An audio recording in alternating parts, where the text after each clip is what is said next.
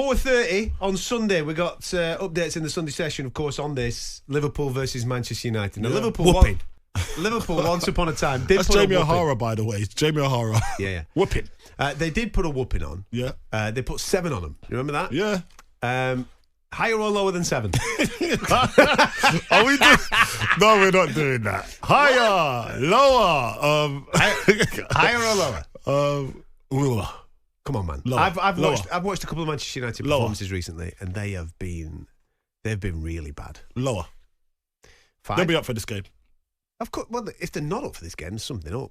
Well, they weren't up for the last one, was Yeah, they? but the thing is, Amorim doesn't change his formation, right? He is a 3-4-3 dude, right? And you don't have the players for it. I don't understand what he's doing. He's got to adapt. Yeah, but I agree with the mentality of the formation. This is how I'm going to play. This is what we're going to do. But like you've just said, they don't have the players in order to make that. And he did. I did hear what he said the other day. You hear what he said? He says, "This is how this is how I play." And when you come away from that, that's when it goes bad for. And he says, anyone knows that in the game.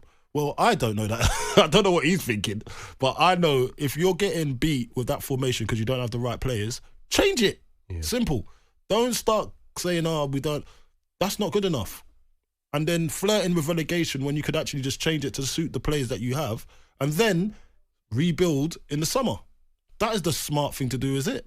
I think. I'm not sure about you, but I wouldn't be whipping these boys into trying to get them into shape on the way I play when these are not your players. But the thing is, he has to take, for Newcastle game in particular, right? He has to take responsibility because he puts in the centre of midfield Casemiro and Eriksen. Now, anybody that watches football and watches football enough in recent times knows that there's no legs in that midfield.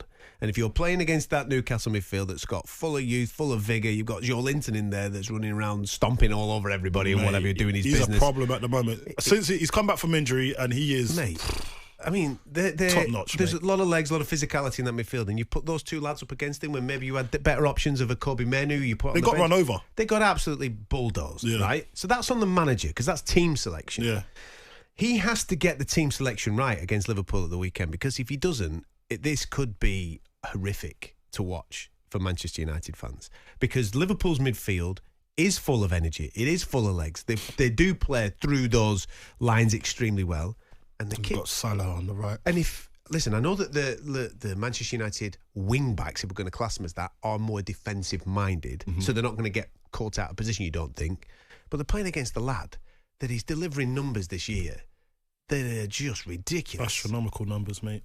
He's the main guy, obviously, right now. Yeah, he's the main guy in the league, not just the team. He is what Saka is to us, to Arsenal. Do you know what I mean?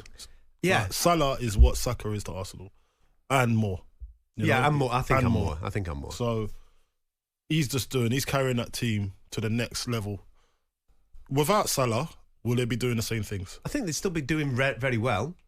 I think they're really well coached. I think they're really well organised. There won't be this much points in front. No, I agree. They'll be probably neck and neck with Arsenal. Well, he's a match winner, isn't he? He's a match winner. That's what he does. When it's tight, he's the one that nicks it for him. So, yeah. But, yeah, it's going to be hard for Man United in this game, mate. Like, I can't, at Anfield as well. At Anfield. Like, they're purring at the moment. And Man United just need to show up and show something. Anything. And hopefully they get something out of the game to just try and put them in good stead for the next game. And who they got the next game? Arsenal, innit? In the FA Cup. Yeah, so...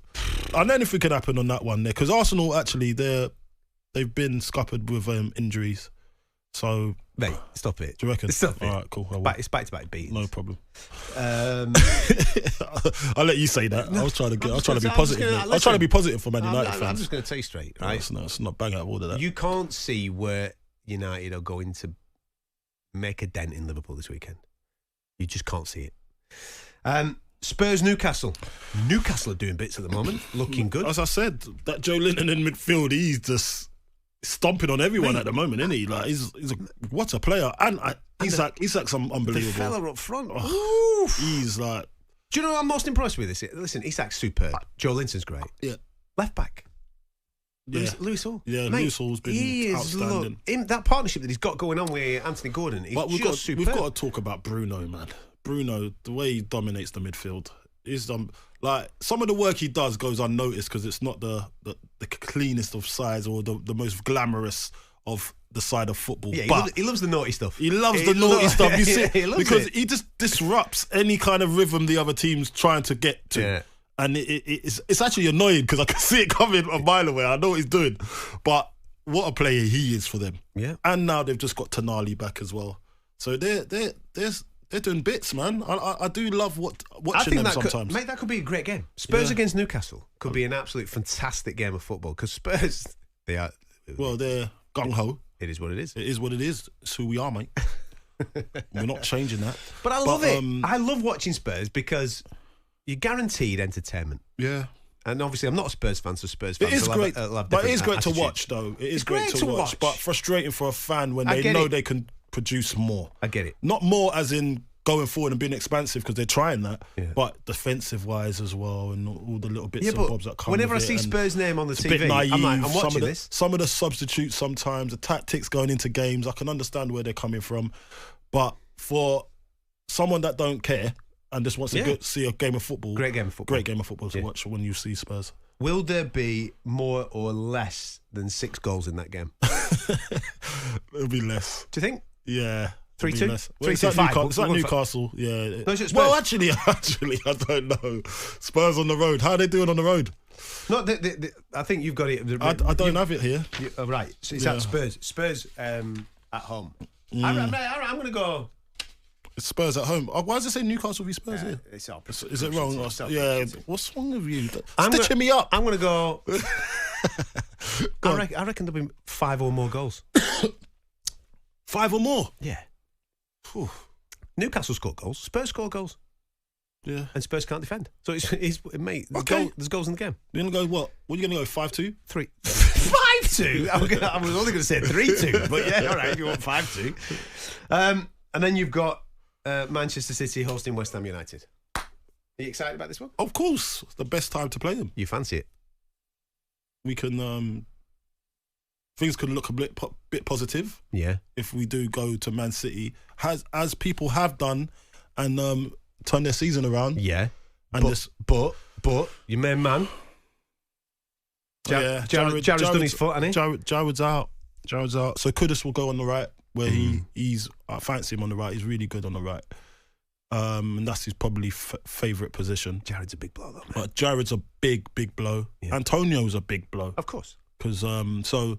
By the way, great to see his post on social media. Yeah, so great to see him coming back to what he knows. And you know what, with Antonio, I've got to say, because I haven't talked about it too much because I've just been letting him do his thing and rehabilitate. But the humility that he showed afterwards, obviously, and that post that he said, like, he just understands it puts life into perspective. So kudos to him and understanding what life's really about and what life can come at you fast, man. You know. So, but anyway, moving on. Man City with West Ham. I can see a draw. For West Ham coming away with something there. Yeah, I can see it. On AM, on DAB, via the talkSPORT app and on your smart speaker. talkSPORT.